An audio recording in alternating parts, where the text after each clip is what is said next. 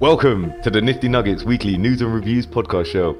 In this week's episode, Channing and myself will be talking about our experiences in Nugsville and why we like Nifty Nuggets so much.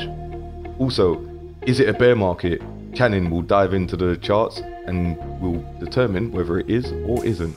And also, the Solana NFT boom led by OK Bears.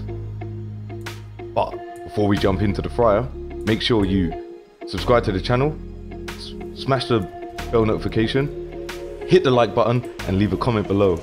Make sure you listen out for the secret password for your chance to win an invite into the Nifty Nugget server. You can also find us on Apple Podcasts and Spotify, and make sure you leave that 5-star review. Also, be sure to follow us on Twitter at NuggetsNifty. And remember, nothing you hear in this video should be considered financial advice and is for entertainment and informational purposes only. So, let's get this show on the road. Nuggets Network.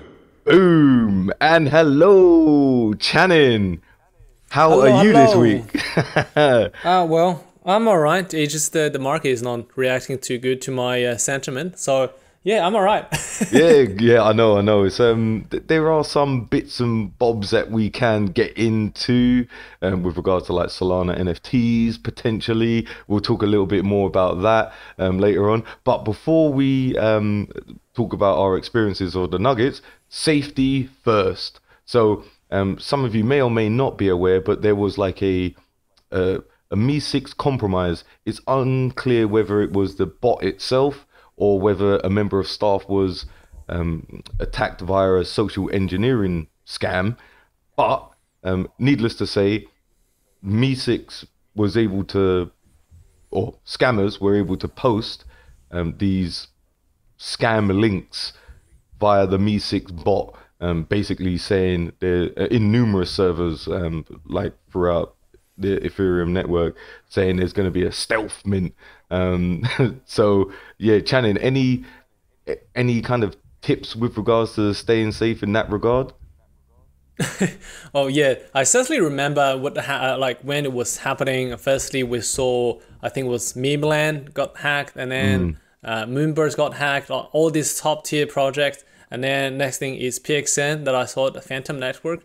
One of the things I saw was really actually make me giggle. They were saying that there was a stealth launch for the mutant Phantom, and actually the term has been used for as a joke later on, as a meme really? inside the server later on. Yeah, a mutant Phantom. So they were like, "Oh, where's your newest PFP? It's a mutant Phantom." So that's what happened. And I think for me, to say, if I always look at the things, if I am the project team, what would I do?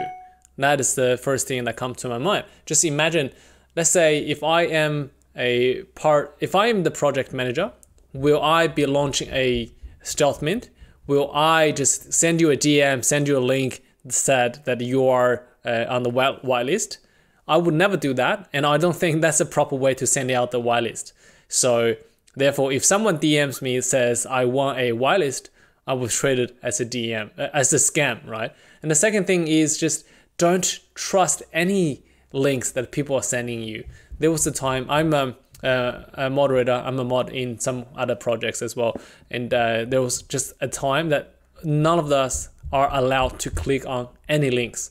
You're not allowed to click on any links, and you're not allowed to talk to anyone privately. So that's how strict we were. Basically, if you're not minting anything, you're not clicking any links or signing any contracts, you are safe with the Web3 world, at least. It's not like the virus can come down to your computer via the internet in the old days.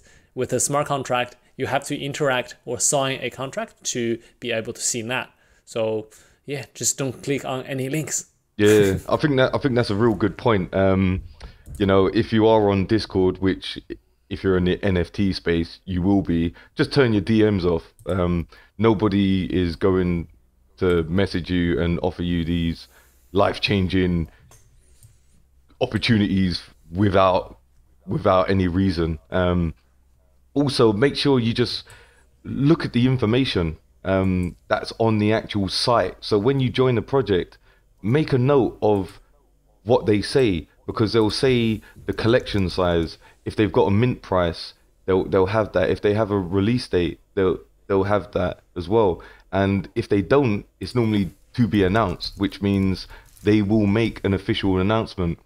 Another thing to try, and well, not try, to do, is to cross-reference information with their other socials. So if you see something on Twitter and it's like, I don't know, minting now for 0.2 ETH, go on go on the Discord, check to see if that's correlates with the Twitter, and if they've got like a website, check that as well, because the information would be on there. But first and foremost, for my experience from talking to people that were unfortunately caught out by this latest scam, they had their wallet strained, but the common denominator was they were either just woken up or woke up in the middle of the night, saw a notification on the phone, and then just dived straight in, which means that they weren't thinking clearly. So not only were they not thinking clearly, they didn't read what they were clicking, and then when they clicked and the notification came up on MetaMask, they also didn't read what they were clicking. So you got to make sure that you just you're careful and don't blindly click things without reading it, and also get into the mindset of accepting that you are going to miss out, because there's always an opportunity in Web3. It will come around, you know. Look at Moonbirds. You know, Moonbirds came up and people have made like tons of money from that. So anyone that thought that they missed out on, say, a project like Azuki would be down in the dumps, but then they may have got Moonbirds and it works out okay. So don't FOMO, which is the fear of missing out, into things. Just, there's always another opportunity, and just stay safe, because there's nothing worse than working hard to accumulate your ETH and your NFT projects, whether they're valuable in monetary terms or emotional terms, and then that gets drained, because that's, yeah, it hurts. Trust me. Yeah, it does. Yeah. And also just have multiple wallets. So for some people, like their minting wallet and their storage wallet is always different. So that avoids like all of your valuable NFTs got stolen as well. Let's say if you do that, and then every time you mint something and then transfer to another wallet, that means that your two wallets there's a firewall between the two wallets. There's no connection. So there's no way they can hack the thing. They can always hack your mint wallet, but not your storage wallet. So that's another thing to keep in mind as well. Yeah, that's a good advice. That's good advice. But moving on to brighter and lighter subjects, Channing, would you like to tell the listeners about your experience within the Nuggets, Nifty Nuggets server, and why you like the Nuggets so much? Oh, funny you should say that, because how do you know I love the Nuggets so much? Well, let's say, I'm just saying, you should laugh at that part, by the way. I mean, you should laugh like, oh yeah, I thought you liked it. But anyways, let's say, I like the Nuggets so much just because there's so much information regarding the Nifty Nuggets every single day. And then the people inside of there, not only that they are knowledgeable, but they are also so nice. So if you talk to someone or tag someone, they will always come back to you and then respond to you. Not like in a lot of servers, if you tag the founder, let's say you tag the founder, you tag the mod, they probably won't get back to you. Not in 1 or 2 hours, right? Yeah. But in the Nifty Nuggets, everything is different. It's such a tight community. So if you have one of the NFTs and then get actually inside the server, there's only around 400 people inside the server, I think. And then everyone knows each other pretty much. And then everyone talks about things all the time. When there's projects minting, when there's project analyzing, people are constantly discussing, and people are educating each other if you have questions or anything. And I think the most the impressive thing is the whitelist giveaway. There's just so many whitelist opportunities every single week, if not every single day. So we pretty much have around 7 to 10 AMAs a week, right? Is that right? 7 to 8? Yeah, 7 to 10? yeah. There's at least one a day, with the exception of Sunday, because that's the non-AMA quiet Sundays in the server. Although it's busy, people are talking, but there isn't many kind of events, except for this Sunday. But we'll talk more about that a little bit later. Go on, Channing, go and continue. Yeah, so AMA is Ask Me Anything. Basically what happens is the project, we invite the project's founders or the marketing teams to come into our server to answer your questions. They will talk about their project in our server, and if you have any questions that you want to ask the founder about, there's a chance and you can pop up any questions basically. So in the past, all of the project they have been into our server, they think the response from the Nuggets are exceptional. It's one of the best ones, definitely. So it's a really good vibe. You really want to get into one of the Nifty Nugget server for sure. And that's some good points, because I resonate with that as well. When I first jumped into the server, it was like chaotic. Everyone was talking, loads of activity, Oh yes, loads of memes. Like, if you know, sort of inside jokes, which was kind of crazy at first. But like you said, because people were so friendly and you was just able to tag them and talk to them, you slowly found my way through the server, which was brilliant. And I've met some great people. There's loads of opportunities. There's like a recruitment page. So when people either inside of the Nugget holders and projects outside of the Nuggets are recruiting, because of like what you said, they're impressed with the questions we asked in the AMA. Sometimes they'll send recruitment forms. They might be looking for mods or developers or any roles within their project. So there's also job opportunities, which is really good. Like you said, we have people coming in, charting champions, that will do like a live stream and talk through the charts, like altcoins. There's the minting that takes place, like live minting. So people have a tool up and running, be it Alpha Sharks, and give us like live footage of the mint taking place and price action, and just talking through what they're looking for with regards to like volume. So, and yeah, it's just a whole wealth of information.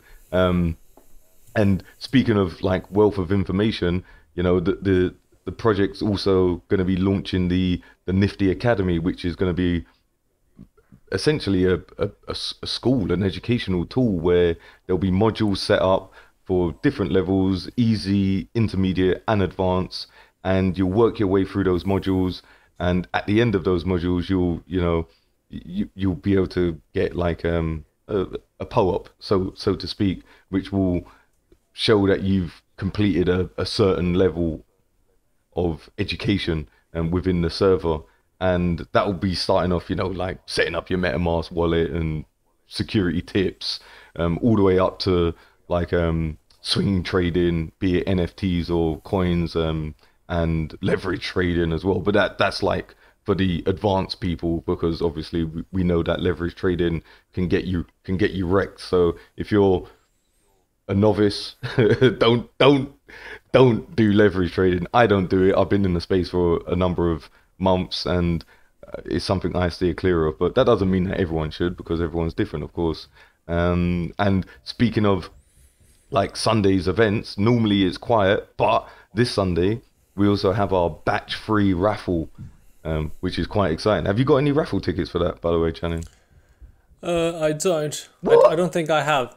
Oh my goodness. Well, you've still got a chance. Like, just go to the shop, buy the raffle tickets, and then when the exchange is open, make sure you open it.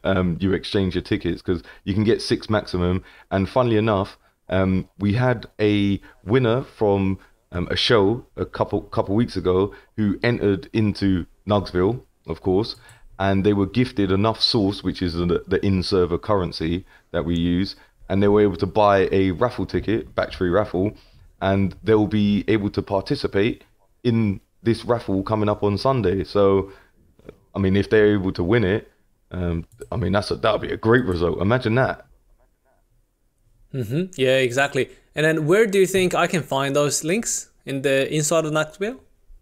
Did it say announcements? Yeah, it'll be in announcements, and also for any information that we mention, because the server's closed, of course, you got to get the invite. So listen out for the special password, and then you'll get your opportunity to join us, hopefully. And look out on Twitter, because we do giveaways as well, and sometimes there's Discord invites awarded to certain participants.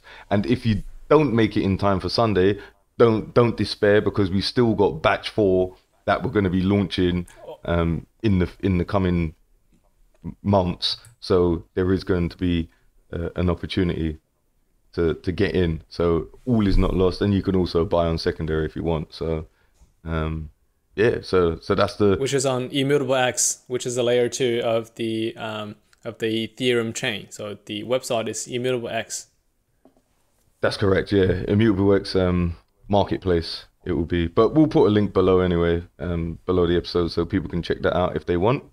But yeah, I mean, and I suppose, well, we could talk about Nifty Nuggets on a whole podcast, but let's dive in, because there's a lot going on in there, trust me. This is only like a tip of the iceberg. But yeah, like I said, just follow the socials and try and get your way in some way, shape or form, and then you'll be able to do some more experimenting. And you never know, maybe myself and Channing might get some guests from the Nuggets, and we'll be able to do a full-fledged podcast on that. But let's dive into the charts. I'm sure they're going to be red, but we may be surprised. Oh well, it is what it is, right? It's not like I don't feel them to be red and then they'll become green suddenly. So let's have a look at the charts. Well, as we predicted last week, everything is going down. The market cap is down. It's 1.3 trillion, and the 24 hours trading volume is down too. The market dominance of the Bitcoin is rising. It's 42.8%, and the Ethereum is rising too, which is 18.2. What that means is most of the investors are more bullish on the Bitcoin, or at least they're thinking Bitcoin is more of a wealth preservation rather than a moonshot, like 10x or 100x overnight. So people are losing faith in those things, and then people are coming back to the Bitcoin. That's why. So right now we're at very critical lines. Bitcoin is at 30,000. Ethereum is like 2,000 now. So everything's down, and then there's a major change, major shift in the top 10 coins as well. We can see 2 of them are missing, which one of them is UST, the other one is Luna, Terra Luna. A lot of things happened last week. If you haven't listened, go and listen to the last week's podcast. We did a deep dive into the Luna and Azuki scams. So that's that. And then we can have a look at the crypto fear and greed index and have a guess. What is it? Yeah, extreme fear. No surprise there. That's for sure. Yeah, everything is down. And have a look at the Opensea trading volume on the Ethereum chain. Everything is down as well. We can clearly see this trend. And I am not surprised at all, because I have brought more charts this week. We actually registered trading view. I've got this. I've got Bitcoin. But to look at Bitcoin's where it is going, I mean, I'm not a big fan of the technical analysis. What I'm trying to say is the evidence that what happened before. But if you want to get understanding of the Bitcoin, you need to look broader just than Bitcoin. Just like if you want to look at a altcoin, where the altcoin is going, you have to look at the big brother, the Bitcoin, right? So to look at the Bitcoin, you have to understand the SP 500, which is the index of the Standard & Poor 500 of the United States. And then basically, what that means in the United States economy means the world's economy. And But if you want to have a look at have an understanding about SPDR, SP500, you have to get an understanding about the interest rate, and you have to get an understanding about the inflation rate. It sounds a lot complicated, but when I dive in, it will be so much easier. Let's have a look at the SP500 first. So, Channing, just a quick one, because on the chart, because I'm not a TA guy either, but on the chart, I see that there's like some bumps, ups, rises, and falls, and just from that little snapshot that you showed with all the three charts, it looked like all the charts had rises and falls. Do those rises and falls correlate with each other? Like, do they happen at the same time, or what? Exactly. That's exactly the point I'm going to brought to you. Let's have a look at the Spider 500 first, and let's have a look. The first peak happened on my screen. The first peak is happening in 2000, and then that's well known, the .com bubble. Basically, that's when you any company, you put it on a .com at the end. That means you're an internet company, and then you get a lot of funding, you get a lot of money. Actually, it's just like now, right? Any company that they put on blockchain on their company or NFTs, Metaverse, right? They get a lot of money. Yeah, metaverse. Yeah, just put them on, and then you get a lot of fundings. And then people realize, a lot of them are scams. Actually, during this time, there's one company that is very, very famous back then. I'm not too sure if our listeners are aware of this company, which is called MicroStrategy. Do you know about this company? Yeah, we covered it in one of the episodes. I know Michael Saylor, the owner, is like a Bitcoin maxi, but it's interesting to have a look at the chart. I mean, that looks like well, forget mountain. That looks like a rocket. That one that you're on there now. That's literally a skyrocketed. The stock price of the MSTR MicroStrategy from the end of 99, let's go zoom in a little bit, 1999 skyrocketed from let's say about $100 to $3,000, actually 3,300. So that is a 30x within a span of few months.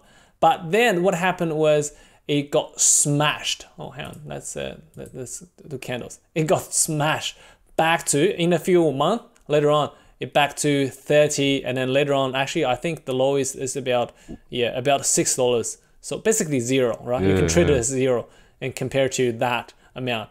And then later on, but the thing is, Michael Saylor, he's a good guy. He's a smart guy. He did not jump off the cliff or, do anything stupid. He didn't even leave the CEO's seat. So he actually sat there, started building things, and then started running his companies. And then in 2020, he started buying Bitcoin. And then that's when this spike coming up. But actually looking at this, it really looks like one of the meme coins pump and dump scheme, right? Yeah. But forget about that. Let's have a look. Come back to the spider thing.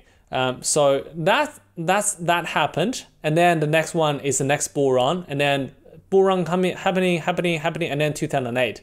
We all know what that happened, right? Lehman Brothers caused the bankrupt of the whole thing, and then the financial crisis of the whole world. That's this. But you can see funny how they are, pretty much the same, right? Yeah. And what happened there is, if you're listening to this, you probably know about this. Some guy came out, said the current financial system is broken, and then we need to have a new coin. You know who he is? Yeah, Satoshi Nakamoto.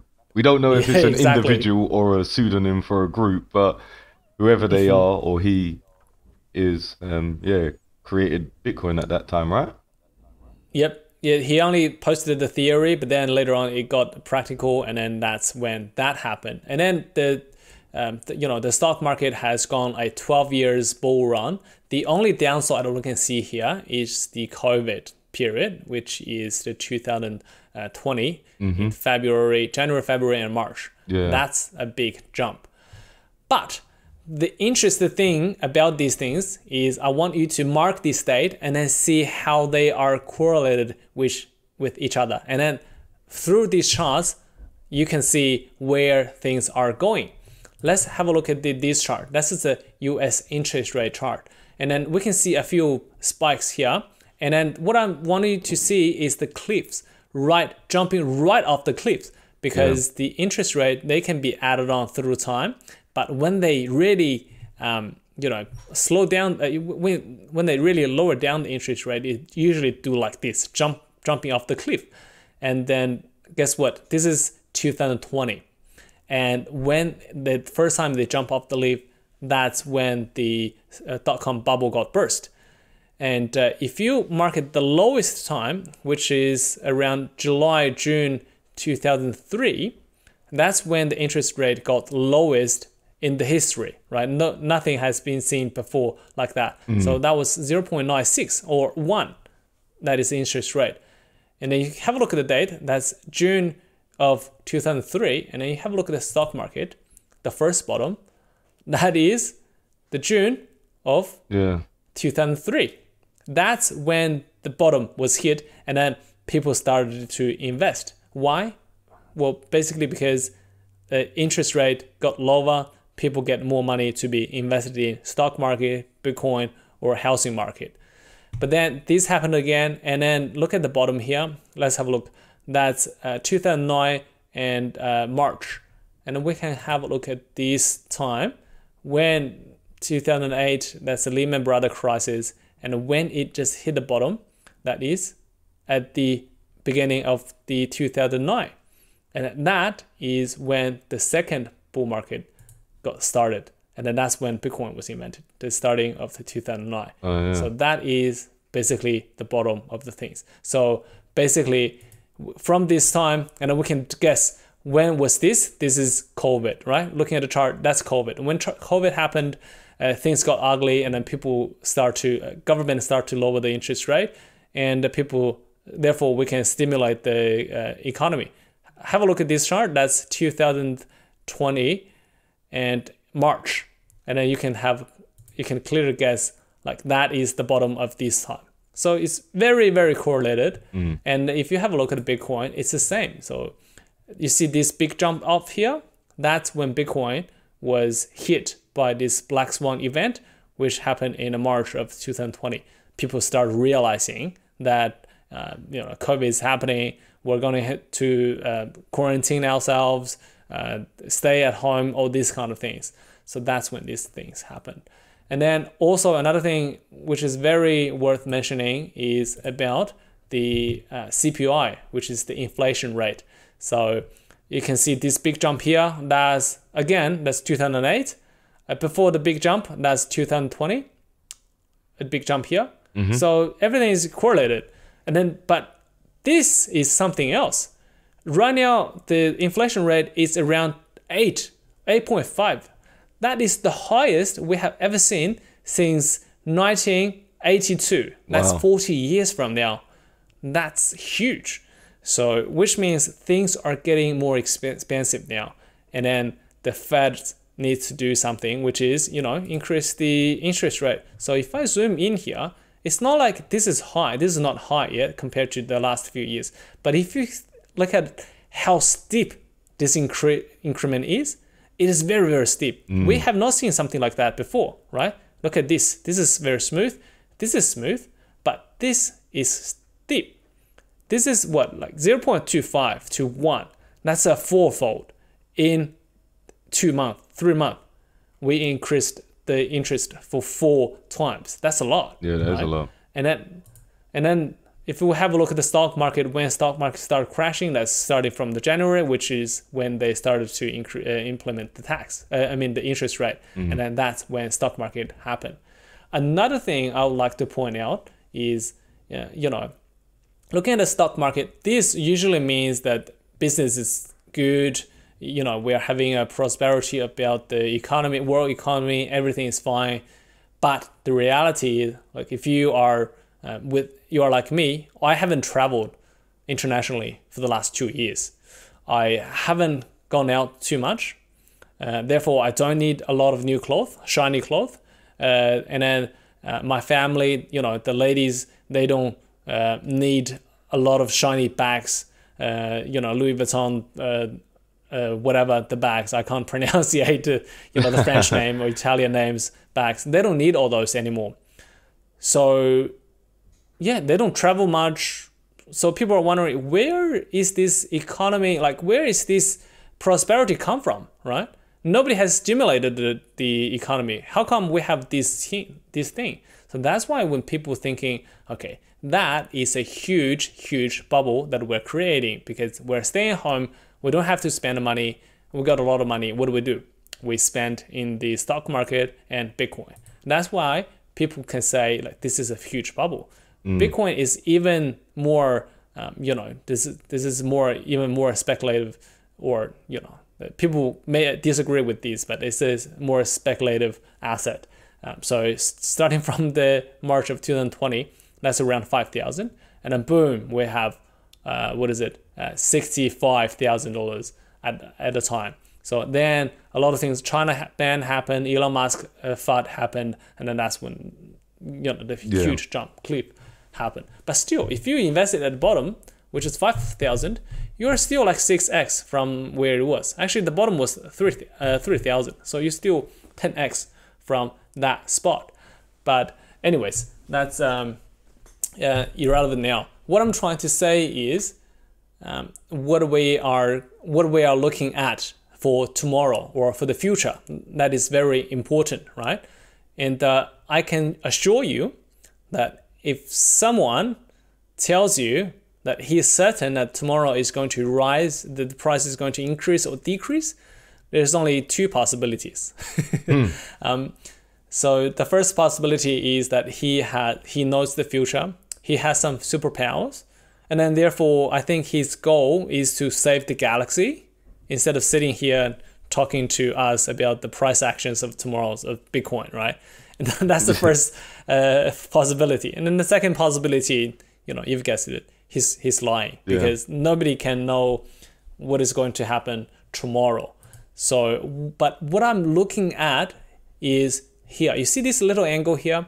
There's a little downturn. Yep. That is very critical. So we can see the consumer price index, which is inflation rate, is coming down a tiny bit, not a lot, but tiny bit. That is very important because that shows the interest rate that we're rising with so rapidly, at least it's working. So, which is a good sign. So if next month this indicator is going to show up again, there's going to be another dot. So I'm going to pay close attention to this dot. If the dot ends somewhere below here, that means we don't need to put on more interest rate to stop the inflation rate to skyrocket. That means we probably are safe for the short term, at least. People don't have to go liquidate. They don't have to sell a lot of house or Bitcoin or stocks to avoid a liquidation, right? But if this dot is going to be around this area, like flat or increase, that is a bad sign, which means the Fed, they need to increase their interest rate even further, even faster.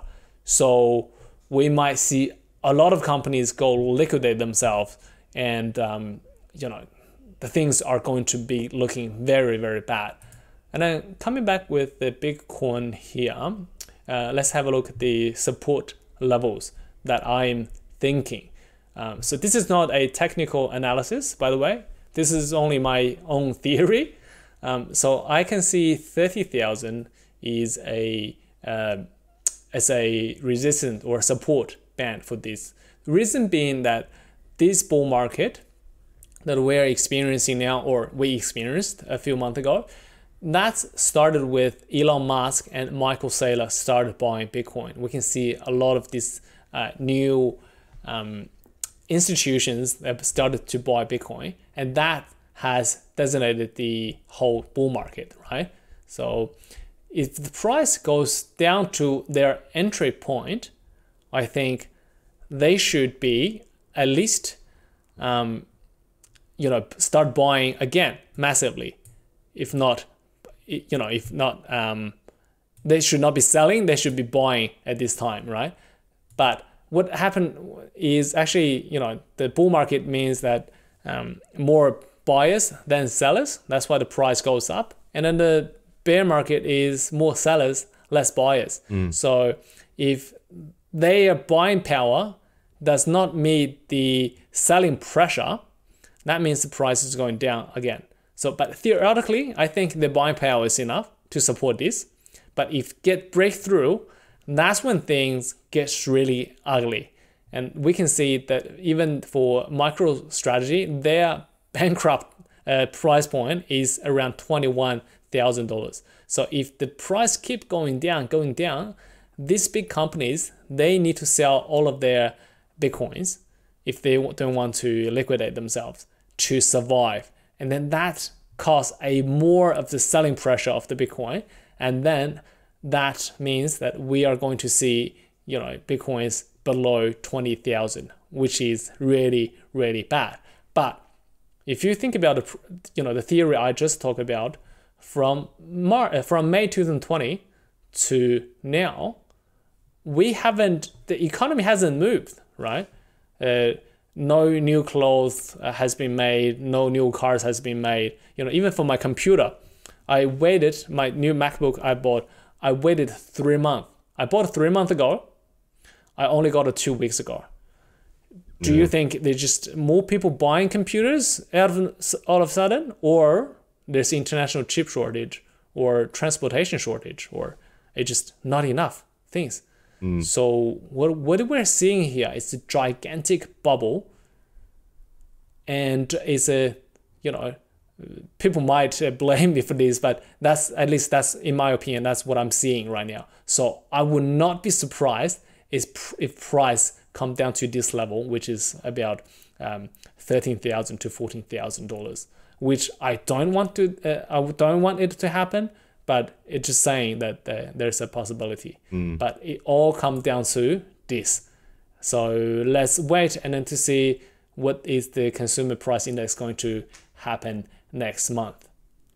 Yeah, I mean, it sounds like we're in a bear market. It looks as though we're in a bear market. But having said that, not all bears are bad bears, I suppose, because we got the Solana NFT ecosystem that's kind of I say booming relative to the market conditions, and that's being led by the OK Bears, or was being led by the OK Bears at least anyway. I mean, I'm not sure where they're on the trading volume at the moment, but they're pretty good. Yeah, that is good. Yeah, what I'm seeing for the last 7 days, the OK Bears trading volume is 411,000 Solanas. Yeah, that's a lot of Solana, because I know the new hot word on the street, so to speak, is that Solana NFTs is the place to go at the moment. I'm not too sure whether it's sustainable. My personal opinion, given the market conditions, I don't think it is sustainable, but there is money to be made within the Solana NFT system at this moment in time. Obviously, any plays, in my opinion, are considered like super risky, even more risky because of the uncertainty, or at least the negative sentiment within the market. So for myself personally, the only things I'm looking to get into NFT wise is projects I consider to be long-term holds. So whether they go down in value now for the next 2-3 months, however long people are anticipating the bear market to last, it doesn't really matter to me, because I'm holding them in anticipation of there being a little boost. But why do you think the Solana ecosystem has had a spike of late, Shannon? Any kind of theories behind it?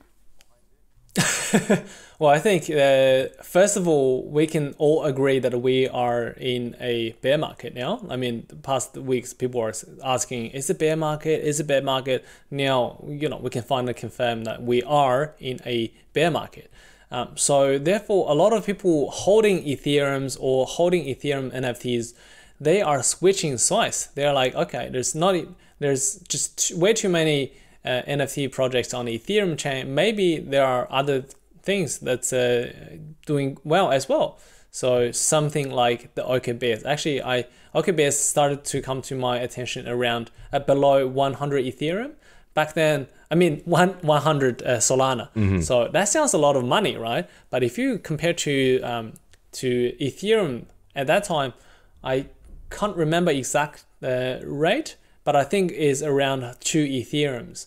So with the NFT project that's on the second or the third of the chart of the Opensea, it's only 2 Ethereums. People who are in this Ethereum realm, they consider it to be very cheap. So for them, that's not a really risky play. So they just put some money in and then see how it goes. And I think that's the reason the Solana chain is coming up. So Solana is in a lot of ways much better than Ethereum. Their transaction speed is fast. Their gas fee is so low. Everything is well. The only thing that I'm concerning is the decentralization, which is the security of the whole chain. And especially after the Luna crash, that I have more concerns about this so-to-called altcoins or other chains or ETH killers, right? Because I personally had a lot of NFTs on the Solana, on the Terra Luna chain, and then since Terra Luna is down, it's gone, and then therefore my NFTs are JPEGs now, which is being stored in my computer in the hard drive. So just be very, very careful about investing into these Solana NFTs. I'm not saying that they are all risky plays. Some of them are really good, and some of them, it's just definitely money to be made. It's just whether you need to consider, is your money being made or you're making money out of it? Yeah.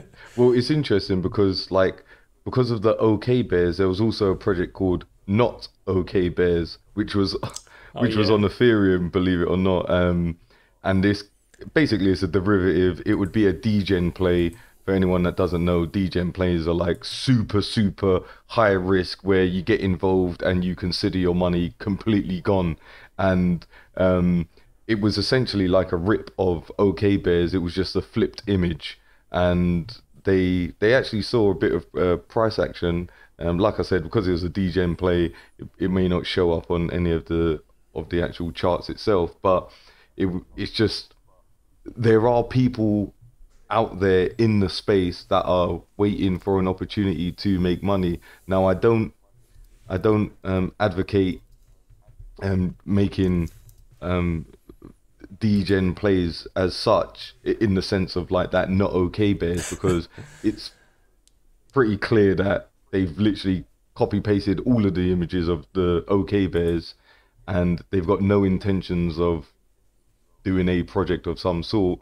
So for me, it's like you're basically making money at the expense of other people, but blatantly so. So it's a bit of a grey moral stroke ethical area, in my opinion.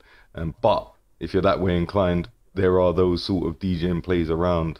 But obviously it's super risky, and it's just, for me, my approach is making sure that I'm looking at the teams, as always, looking at the teams behind the projects, never over-investing more than I am prepared to lose, and being fully prepared to lose whatever it is I have invested, and just making sure that I get something that I actually like. So if the price does go down, at least I've got something I like. If it goes up, that's a bonus. And if it doesn't, then it's what I anticipated. I'm not aping in thinking, oh yeah, I'm gonna use my life savings and 5x it, especially in this market, and if I 5x it, I can buy a nice yacht somewhere, and so on and so forth, because if it goes wrong, then I'm gonna be sleeping rough, so it's not worth it. Oh, look at here, it's a OK Bears Yacht Club. Yeah, see. Like, I mean, and there's a moon bears as well. Exactly. Everything is about bears now. Exactly. All these like derivatives that are coming out, it's just crazy. But like I said, it just shows that there are people waiting to make money. Normally they're making that money at the expense of less experienced people who are still relatively new. They may have come in just before the bear market actually hit, and then they just see it and think, oh yeah, this is going well. Like, or they hear an influencer on Twitter or something talk about it, aping, and then other people are like, yep, rubbing their hands, yep, that's increased the trading volume, I'm gonna dump my bags on you. So always be careful when you're doing that. Yep. Definitely. Yeah. There's one more thing I would like to touch base on, which I forgot to mention earlier. I mean, people must have heard about this PXN FUD around the project. People are saying it's IPs concerning a lot of things are copied or, you know, looking too close to a lot of the IPs that people are really like, the animes. So if we look at the price from the high to low now on the Opensea, we can see a lot of the one out of ones are hand drawn now. Have a look at this one, because people are getting worried about their IP. So their artist is redoing their artwork right now. And that is the reason, part of the reason at least, that the floor price went from 4 ethers to 2 ethers really quickly on the reveal date, because people are saying, okay, it's going to be taken down by Opensea. It's a, you know, it's a derivative. It doesn't have the copyright. But if you think about this, all these OK bears, not OK bears, moon bears, whatever bears are trading a lot. Look at the trading volume, and that's a lot of trading volume. OK bears yacht club, that's an Ethereum chain. Last 24 hours, the trading volume increased to, actually that's 2 million. Is that 2 million? No, that's 231,000. Yeah. That's crazy. Yeah, there's still a lot of, yeah, that's crazy. 231,000%. And the trading volume is 186 Ethereums. So it's clearly a copycat, right?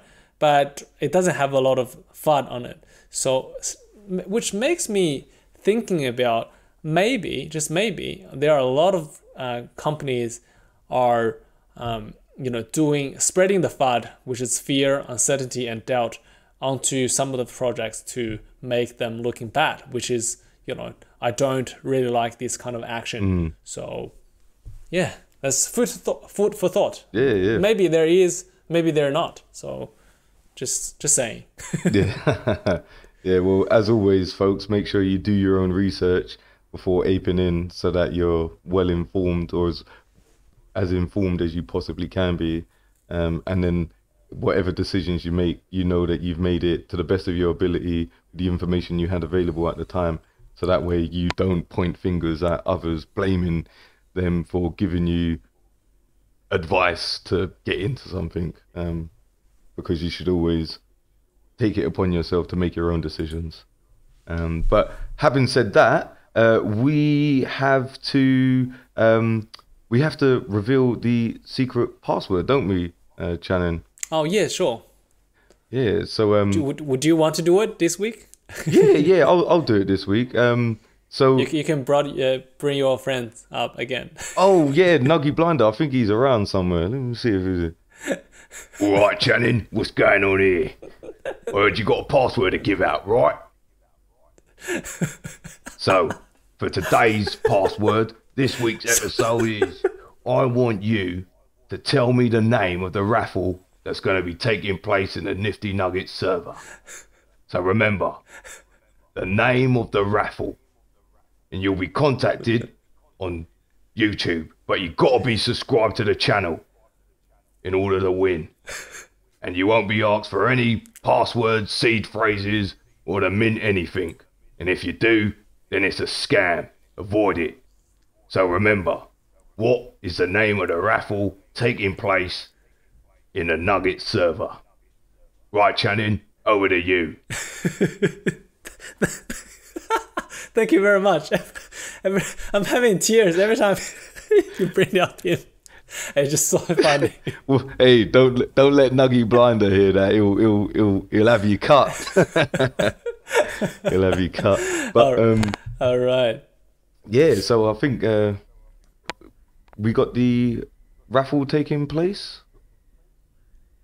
Oh yeah, actually last week we only have one person who has answered the question right. Oh, nice. His name is SayGR, and the answer was the 3 projects were rugged by, or actually founded by the Zakobon.eth. The 3 projects were CryptoFunks, Tandies, and Zunks. So congratulations CJR, and we will send you the link.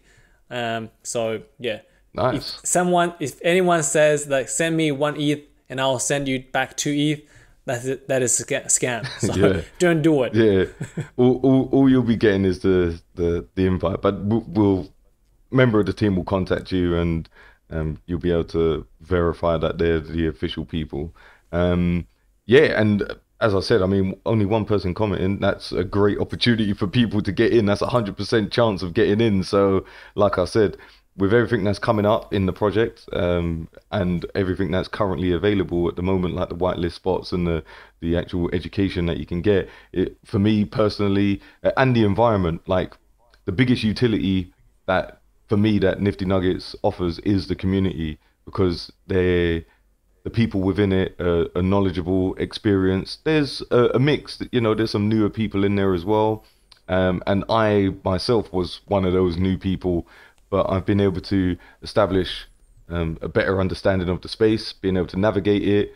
And as a result of that, you know, I'm a member of staff at the Nifty Nuggets, obviously doing the podcast. I host a couple of AMAs, and I was also able to get a moderator's role with Gangster All Stars, just based on my experience within the space. And yeah, and that was, I achieved that through being part of the Nuggets. So, you know, like I said, listen to the end, get that password in, and hopefully myself and Channing will be able to welcome you into Nugsville. Yes, certainly will. Yeah, awesome. All right then, well I think that brings today's episode to a close. So it's goodbye from Channing. Okay, goodbye. I'll see you around. And goodbye from Cryptovius. So see you later, folks, and remember, stay crispy. Stay crispy. Take care, folks.